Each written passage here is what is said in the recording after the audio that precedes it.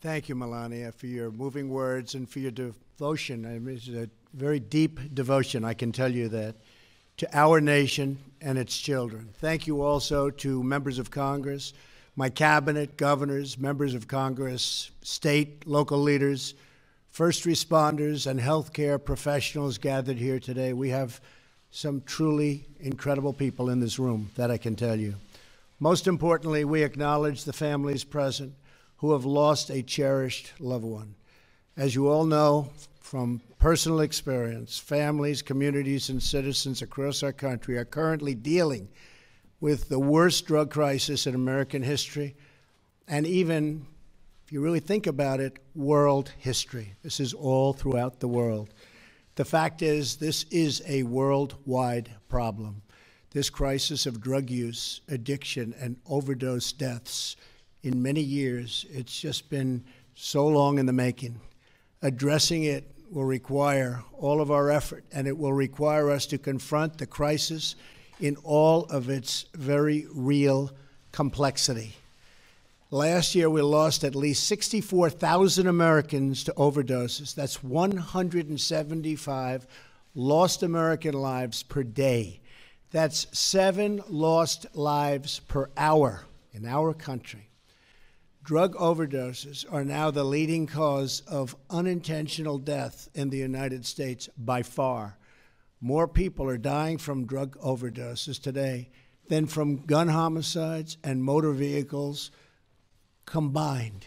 Think of it, motor vehicle crashes, gun homicides, more people by far from drug overdoses. These overdoses are driven by a massive increase in addiction to prescription painkillers, heroin, and other opioids.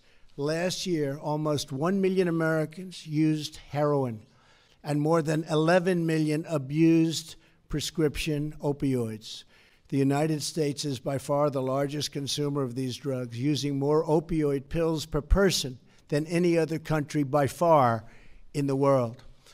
Opioid overdose deaths have quadrupled since 1999 and now account for the majority of fatal drug overdoses. Who would have thought? No part of our society, not young or old, rich or poor, urban or rural, has been spared this plague of drug addiction and this horrible, horrible situation that's taken place with opioids. In West Virginia, a truly great state, great people, there is a hospital nursery where 1 in every 5 babies spends its first days in agony. Because these precious babies were exposed to opioids or other drugs in the womb, they endure nausea, pain, anxiety, sleeplessness, and troubling eating, just the same as adults undergoing detox.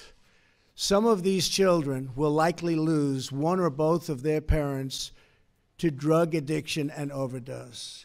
They will join the growing ranks of America's opioid orphans. Such beautiful, beautiful babies. Beyond the shocking death toll, the terrible measure of the opioid crisis includes the families ripped apart and, for many communities, a generation of lost potential and opportunity. This epidemic is a national health emergency. Unlike many of us, we've seen, and what we've seen in our lifetimes, nobody has seen anything like what's going on now.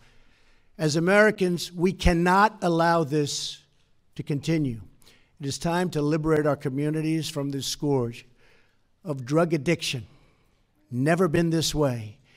We can be the generation that ends the opioid epidemic. We can do it.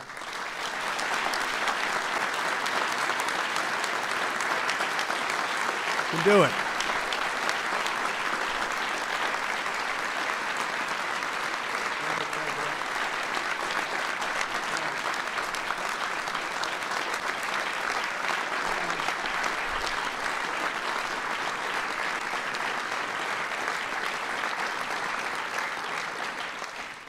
That is why, effective today, my administration is officially declaring the opioid crisis a national public health emergency under federal law, and why I am directing all executive agencies to use every appropriate emergency authority to fight the opioid crisis. This marks a critical step in confronting the extraordinary challenge that we face. As part of this emergency response, we will announce a new policy to overcome a restrictive 1970s era rule that prevents states from providing care at certain treatment facilities with more than 16 beds for those suffering from drug addiction.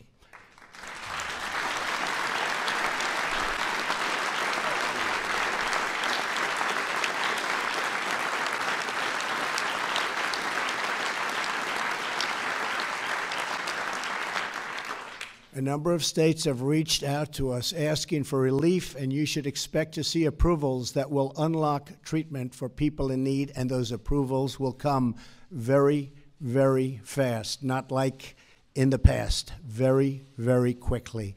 Ending the epidemic will require mobilization of government, local communities, and private organizations. It will require the resolve of our entire country. The scale of this crisis of addiction is why, soon after coming into office, I convened a presidential commission headed by Governor Chris Christie that has consulted with experts across America to listen, to learn, and report back on potential solutions. We await the final report, which will come in next week, and I know some of the report has already been seen because I want to see it as quickly as possible, and some of the things that they are recommending are common sense but very, very important, and they're going to have a tremendous impact. Believe me, tremendous impact.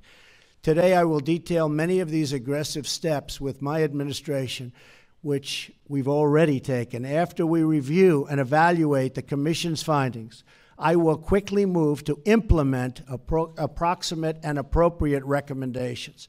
But I want the American people to know the federal government is aggressively fighting the opioid epidemic on all fronts.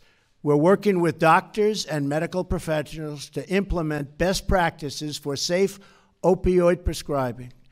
And we will do something very, very special. We are requiring federally employed prescribers to receive, finally, special training.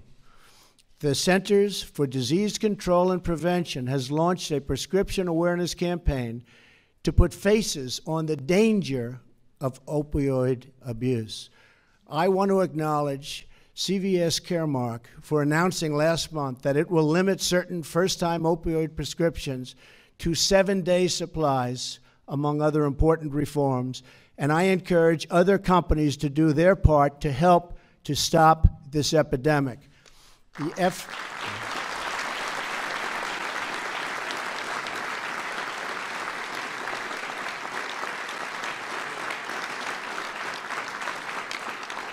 The FDA is now requiring drug companies that manufacture prescription opioids to provide more training to prescribers and to help prevent abuse and addiction, and has requested that one especially high-risk opioid be withdrawn from the market immediately. We are requiring that a specific opioid, which is truly evil, be taken off the market immediately.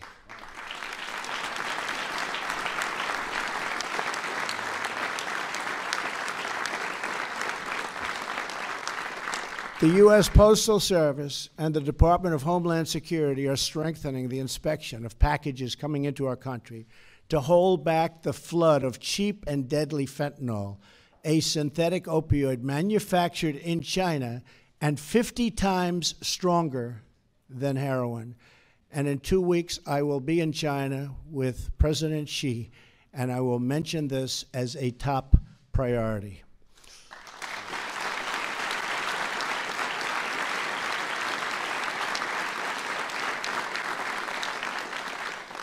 And he will do something about it. I am also pleased to report that for the first time, the Department of Justice has indicated major Chinese drug traffickers for and they have really put very, very strong clamps on them. They've indicted them, the drug traffickers, for distributing fentanyl into the United States. So, Jeff, thank you very much. Good job. Good job.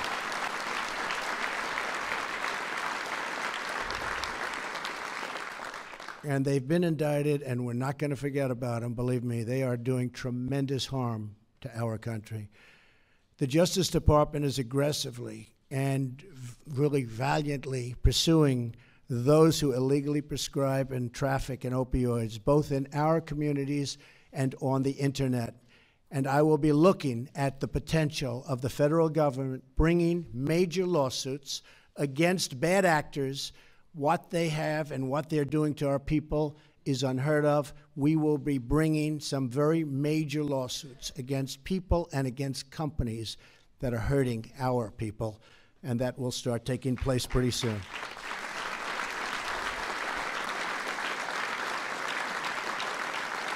We're also supporting first responders and medical professionals access to the tools they need to prevent deaths through life-saving overdose medications. At my direction, the National Institute of Health, headed up by Francis Collins, has taken the first steps of an ambitious public-private partnership with pharmaceutical companies to develop non-addictive painkillers and new treatments for addiction and overdose. So important.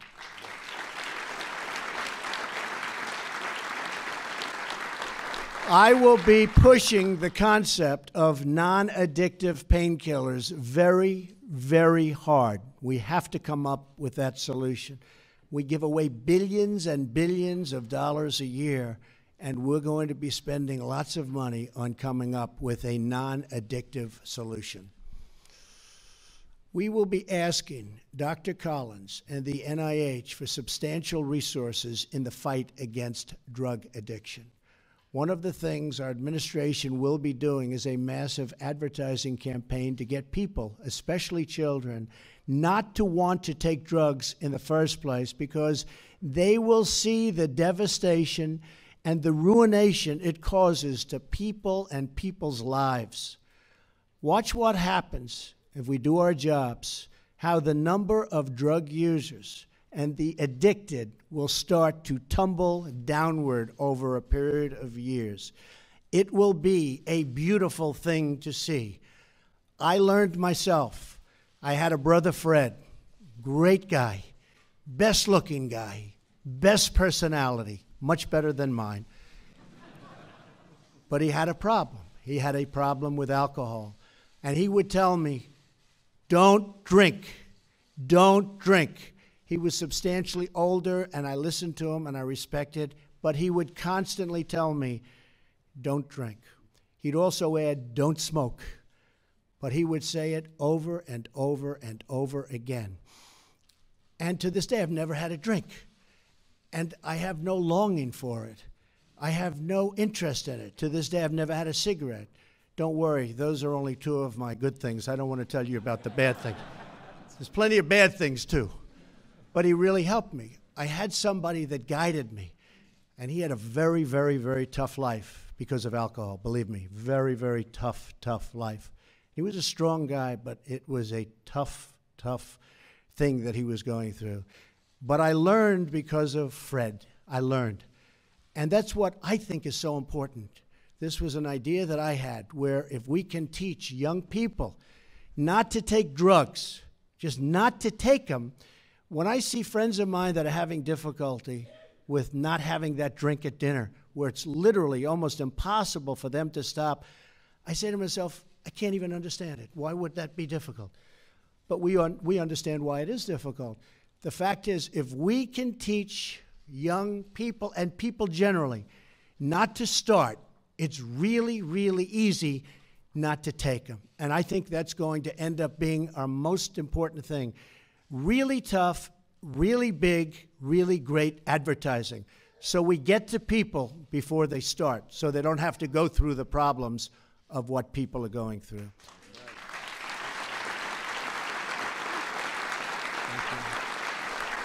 Thank you.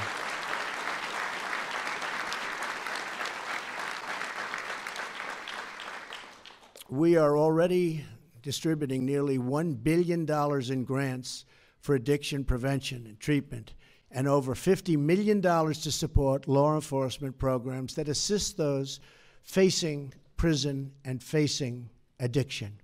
We have also launched an $81 million partnership to research better pain management techniques for our incredible veterans.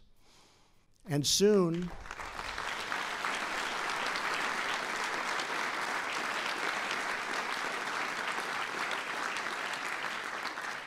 and by the way, Secretary Shulkin is here. You have done an incredible job for our veterans in a very short period of time. And soon, HHS will launch a task force to develop and update best practices for pain management across the federal government. I am urging all Americans to help fight this opioid epidemic and the broader issue of drug addiction by participating in the National Prescription Drug Take-Back Day this Saturday. When you can safely turn in these dangerous and horrible drugs for disposal, that will be a wonderful, wonderful period of time for you. All of these actions are important parts of my administration's larger effort to confront the drug addiction crisis in America and confront it head on, straight on, strong. We're going to do it. We're going to do it. For too long, we have allowed drugs to ravage American homes, cities, and towns. We owe it to our children and to our country to do everything in our power to address this national shame and this human tragedy. We must stop the flow of all types of illegal drugs into our communities.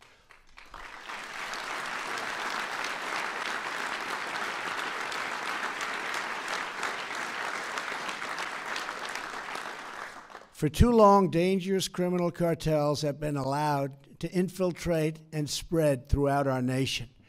An astonishing 90% of the heroin in America comes from south of the border, where we will be building a wall which will greatly help in this problem.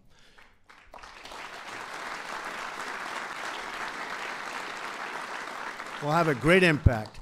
My administration is dedicated to enforcing our immigration laws, defending our maritime security, and securing our borders. We also have to work with other countries to stop these drugs where they originate. We have no choice. We have to work with others. We have to get together because they have similar problems to what we have. Some countries have bigger problems than we have. Whether that country is China, whether it's a country in Latin America, it makes no difference. We're going to be working with all of them. We're taking the fight directly to the criminals in places that they're producing this poison. Here in America, we are once again enforcing the law, breaking up gangs and distribution networks, and arresting criminals who peddle dangerous drugs to our youth. In addition, we understand the need to confront reality, right smack in the face, that millions of our fellow citizens are already addicted. That's the reality. We want them to get help they need. We have no choice but to help these people that are hooked and are suffering so they can recover and rebuild their lives with their families. We're committed to pursuing innovative approaches that have been proven to work, like drug courts. Our efforts will be based on sound metrics and guided by evidence and guided by results. This includes making addiction treatment available to those in prison and to help them eventually re-enter society as productive and law-abiding citizens. Finally, we must adopt the most common sense solution of all to prevent our citizens from becoming addicted to drugs in the first place.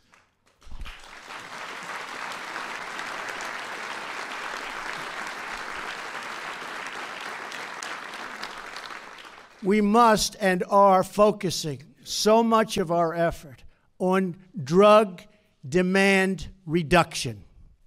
We must confront the culture of drug abuse head on to reduce demand for dangerous narcotics. Every person who buys illicit drugs here in America should know that they are risking their futures, their families, and even their lives. And every American should know that if they purchase illegal drugs, they are helping to finance some of the most violent, cruel, and ruthless organizations anywhere in the world. Illegal drug use is not a victimless crime. There is nothing admirable, positive, or socially desirable about it. There is nothing desirable about drugs. They're bad. We want the next generation of young Americans to know the blessings of a drug-free life.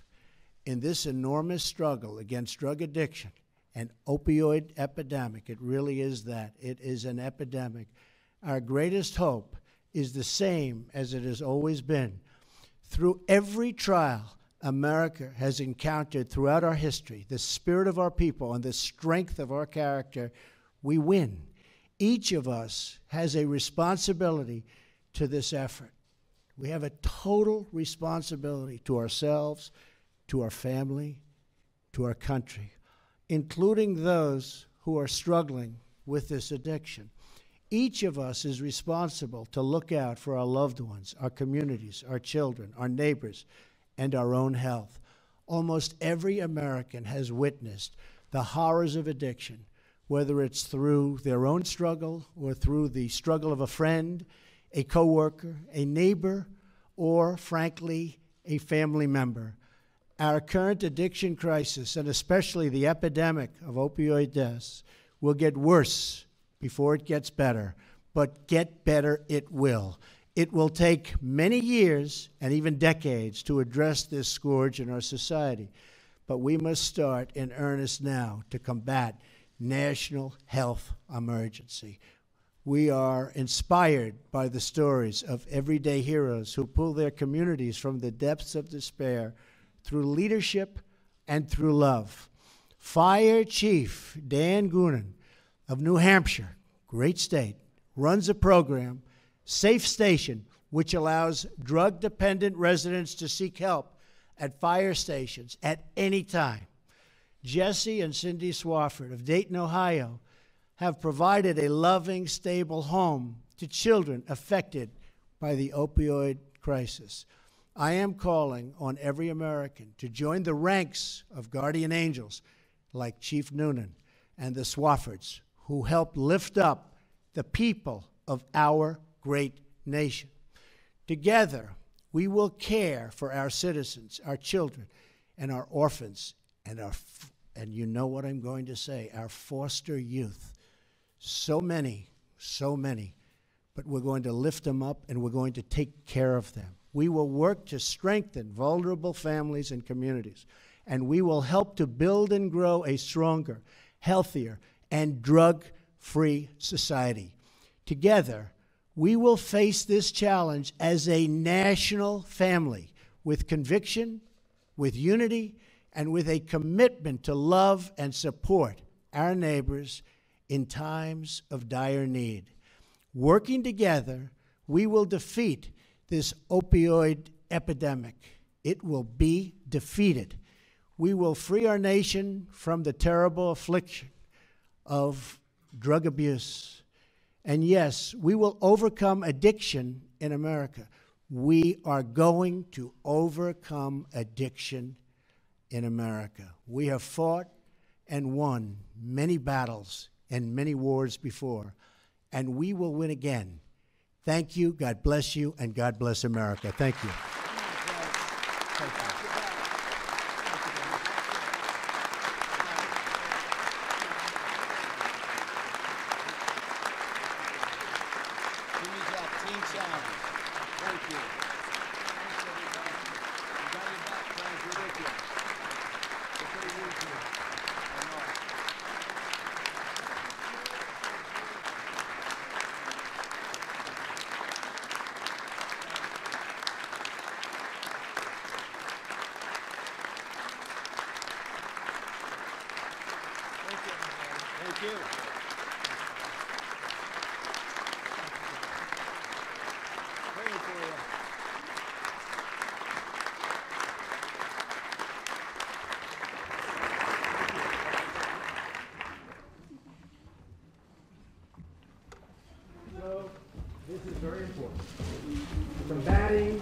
the national drug demand and opioid crisis, right? So important. We will win, right?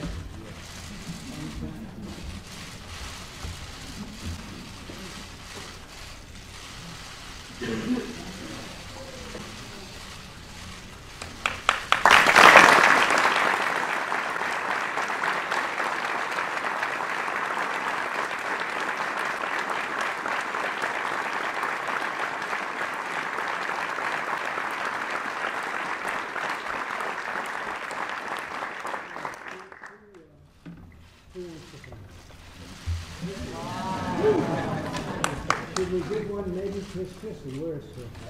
Come on over.